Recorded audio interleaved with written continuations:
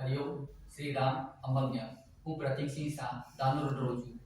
અમે દિવાળી વેકેશનમાં હોય કે મે વેકેશન હોય અમે ફરવા જરૂર જઈએ છીએ ગાડી લઈને અમારી ખુદની. તો વેકેશનમાં અમે ગયા હતા શિરડી સાંઈબાબા દર્શન કર્યા.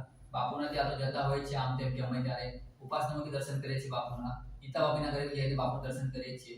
ઉપાસનામાં કાં તો પછી બાંટવા જઈને બાપુ દર્શન કરીએ છીએ અમે. તો હવે શિરડી સાંઈબાબાનો સંજોગ હતો તો સાંઈબાબાના દર્શન કરીને ત્યાંથી અમે વણી સપ્તશૃંગી ગયા. સપ્તશૃંગી માતાના દર્શન કર્યા.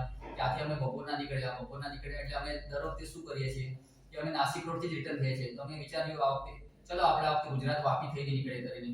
તો અમે તે વખતે વાપી થઈને નીકળવા કોશિશ કરી.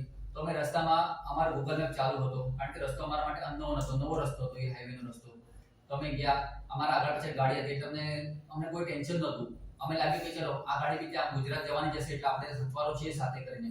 પણ અચાનક ગૂગલ મેપમાં અમે એક રસ્તો ચૂકી ગયા તો અમે બીજી ગલીમાં ઘૂસી ગયા. એ ગલીમાં ગયા, જેમ આગળ ગયા જોયું તો આગળ પાછળ કોઈ ગાડી નથી.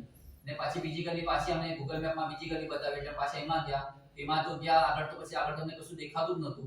આગળ કોઈ ગાડી નહીં, પાછળ કોઈ ગાડી નહીં. અચાનક અમે જોયું તો અમે જંગલમાં આવી ગયા. ખૂબ મોટું ઘણું જંગલ હતું, મોટા મોટા ઝાડ હતા, ડુંગરાઓ હતા. અમે તો ટેન્શનમાં આવી ગયા કે હવે અમે ક્યાં ફસાઈ ગયા કરીને અહીંયા. આ તો ગૂગલ મેપ ખોટો પડી ગયો આપણો કરીને, રસ્તો ચૂકી ગયા કરીને. અમે ઘણા આગળ આવી ગયા હતા.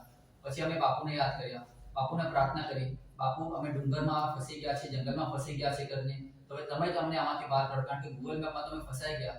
હવે તમે જ અમારો મેપ બનીને અમારો સાથ આપો ને અમને આ મુસીબતમાંથી બહાર કાઢો, અમને અમારા ઘર પાછા સુખરૂપ પહોંચાડો કરીને. એટલામાં તો એક મોટી ખાઈ બી આવી આગળ પછી. પણ અમે બાપુનું નામ લેતા ગયા આગળ ગાડી ચાલતી ગઈ. અમને કશું ખબર જ ના પડી. અને બાપુએ અમે એવી રીતે સાથ આપ્યો અમારી સાથે કે અમે જોયું રાતના 9 વાગ્યા હશે. અંધારામાં થોડુંક અમને અજવાળું દેખાવા લાગ્યું.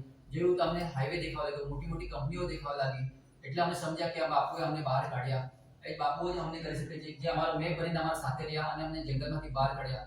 આ તો એક એવું થઈ ગયું હતું કે निकला चूहा और खोदा भाड़ निकला चूहा करके. પણ અમે ફસી ગયા હતા પણ એમાંથી અમને બાપુ એવી રીતે બહાર કાઢ્યા કે જાણે ચમત્કાર કર્યો હોય. અને હાઈવે પર અમે એવી રીતે આવી ગયા જાણે અમને કશું ખબર જ ના પડ્યું કરીને.